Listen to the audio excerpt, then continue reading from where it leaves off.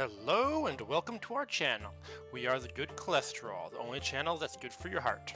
And today we're going to be reviewing Spellcaster University.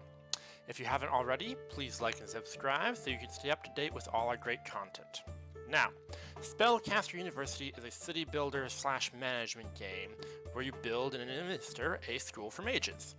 The gameplay is relatively simple. You start with a plot of land, a bit of money, and a few cards, because of course, like every game Spellcaster U has a playing card mechanic. The cards come in 4 broad varieties: rooms, decorations, equipment, and people management.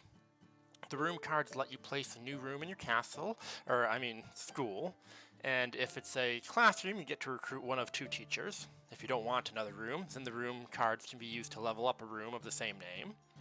Decoration cards can be placed throughout the school to provide effects. Some items only affect nearby people, and some have global effects. Equipment cards don't take up space in the school, but let your students automatically receive a set of that equipment if they hit a stat requirement. And students also look cooler when they're wearing the antlers or shoulder martins or whatever equipment it is.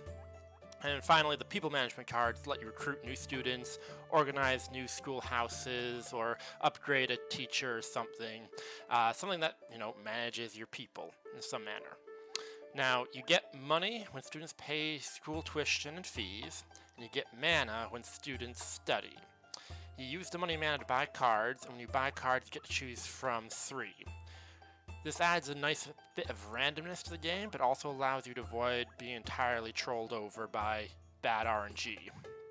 There are also nearby factions that can provide benefits or trouble depending on your relationship with them, so you have to spend some time and resources managing these relationships. Now, the game ends after a set amount of time, which can be adjusted to some extent in-game, and you lose if a faction attacks you and kills your students, but mostly you can always limp to the end of the year. Maybe if you get too deep in debt, you can lose, but that's easy to avoid. Just wave your wand and increase tuition and school fees through the roof, and presto, your money problems are gone. The real challenge of the game is to reach the objectives of each level. There are 3.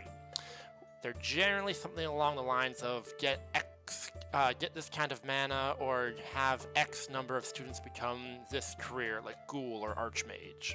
And there are 7 or more maps because the game has a kind of campaign element to it where you have to, found and grow a school on each of the 7 different maps. And at the end of each level, you get 1 blessing and 1 curse, depending on how well you do in that map, that affects future levels. Until you reach the final level where you have to reach a set of much more difficult goals to defeat the forces of evil for good. Or, run away by taking a ton of magic, and fly to the stars in the back of a giant sea turtle. Oh, also there's a dungeon crawling element that is thrown in there. It's actually very interesting and fun, but also completely unnecessarily and the most useless part of the game. Unless you have a grudge against a student and you really want them to meet an untimely demise.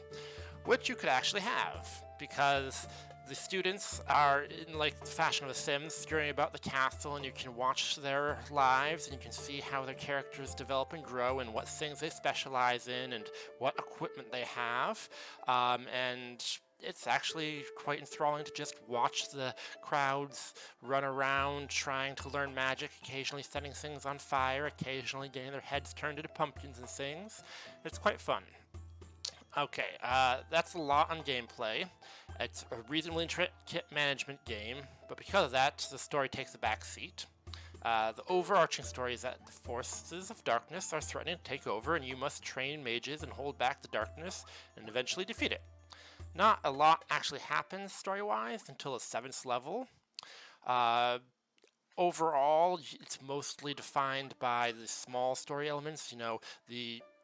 The local factions have a quest for you or come to your door, or you go to them and have some sort of small story interaction, or all of the cards and rooms have some sort of flavor text to them, even if it's just in the description. So it's a lot of fun to just read everything and set it up, but for the most part it focuses on the actual mechanics and management with just enough of story and flavor that it's actually interesting and also rather funny. So, cholesterol score. I'm going to give Spellcaster University a cholesterol score of 5 out of 5. The city building and management mechanics are solid. The story was not too intrusive, but it was more present than most city builder or management type games. And the writing was interesting to funny. You know, not every line was a hit, but more than often than not it did well, and I think it really hit what it was trying to do. Its full price on Steam is $25, and I played the game for 35 hours, so I feel it delivers good value for your purchase price.